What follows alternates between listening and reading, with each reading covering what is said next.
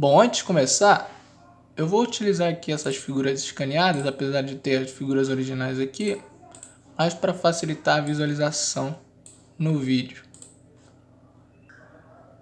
Bom, primeiro a gente precisa caracterizar o movimento do kami. Esse kami aqui, proposto, ele é um exercício, ele é uma variação do exercício resolvido do livro texto. Então, ele tem um movimento parabólico, primeiro, em 120 graus, de elevação de 16 centímetros. Depois um recuo de 8 centímetros em 60 graus através de um movimento harmônico simples. Depois um repouso de 120 graus. Depois um recuo final de 8 centímetros nos 60 graus restantes, contabilizando uma volta completa. Bom, mas como eu relaciono a angulação com o tempo? Através dessa abscissa aqui. Essa abscissa indica que 240 milímetros são 2 π. Então, por exemplo, 12 centímetros são 180 graus, 4 centímetros são 60 graus, por aí vai. Agora, para poder montar esse gráfico, no movimento parabólico, a gente vai usar a equação da parábola. Então, essa equação da parábola aqui, ela tem uma aceleração de 1 metro por segundo ao quadrado, então ela é algo como t ao quadrado sobre 2. Então, você marca os pontos correspondentes a cada um dos tempos. Então, por exemplo, o tempo igual a 1 eu tenho 0,5, o tempo igual a 2 eu tenho 2, por aí vai.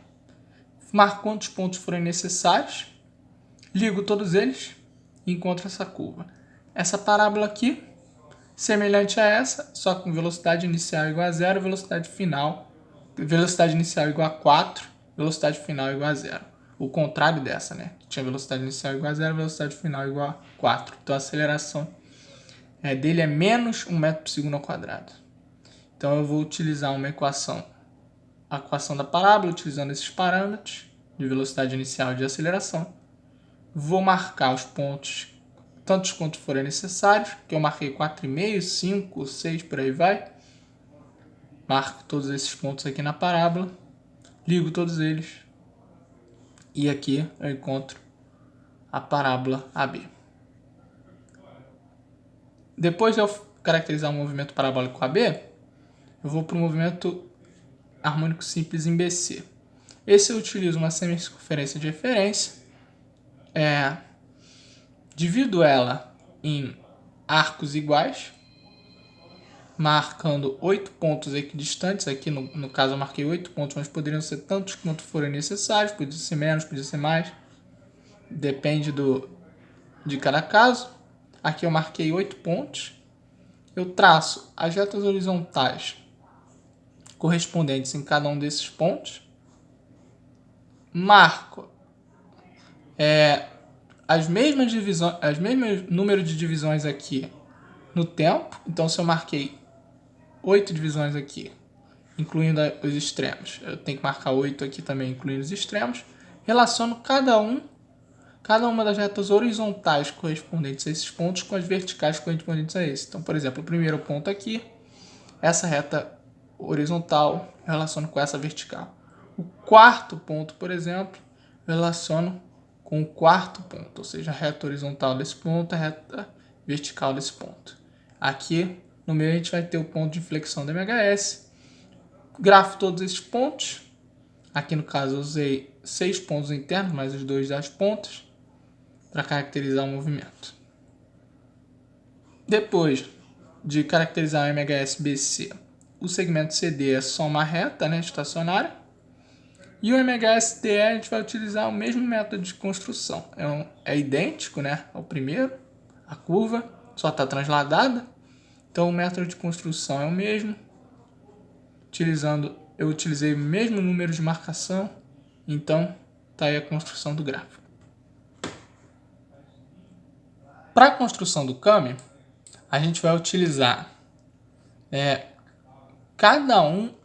gente vai utilizar primeiro um círculo primitivo. Aqui eu utilizei raio 4 centímetros. E eu vou fazer um kami radial com seguidor de rolete. Então eu vou utilizar um raio do rolete de 1 centímetro. Como que a gente vai construir a superfície do kami primeiramente? A gente vai pegar a distância essa distância em cada angulação vai ser igual à distância referente ao gráfico do deslocamento. Então, por exemplo, na angulação de 180, essa distância é de 8 centímetros. Então, no gráfico radial, essa distância aqui do círculo primitivo até a superfície tem que ser de 8 centímetros. E a distância total até o centro tem que ser de 12 centímetros. Então, eu marco aqui no 180. E eu marco em todos os pontos a mesma coisa. Essa superfície aqui, ela vai ser gerada pela ligação de todos os pontos correspondentes à função do gráfico y igual a f de θ. Então, por exemplo, o 12 vai ser correspondente aos 180 graus, a distância dele vai ser 8, vai ser de 8 centímetros do círculo primitivo até a superfície da curva. E por aí vai. Você marca, por exemplo, aqui no 0, a distância é 0. Então você marca aqui a distância de 0 centímetros. Eu utilizei aqui um ângulo de 7,5 graus. Marquei todos eles aqui.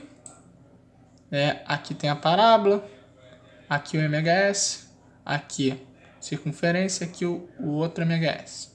Bom, marcando todos esses pontos aqui correspondentes a cada uma das angulações, marcando todas as distâncias do círculo primitivo até a superfície, correspondendo a cada uma das funções dos ângulos, ou seja, o F, por exemplo, de 90 graus, eu marco aqui, e essa distância aqui tem que ser a mesma distância que está aqui no gráfico. Feito isso, eu tenho a superfície do meu câmbio. E o que é essa superfície externa? Ora, ela nada mais é do que a curva de Pitt. Ela é, na verdade, o lugar geométrico dos pontos do centro do rolete. Porque se essa é a superfície do câmbio, o centro do rolete está a uma distância de 1 centímetro da superfície. Então é só eu grafar aqui 1 centímetro de distância para cada um dos pontos da superfície do câmbio, e eu vou ter uma superfície aqui externa, que é a nossa curva de Pitt, caracterizando aqui o nosso câmbio radial com seguidor de rolete.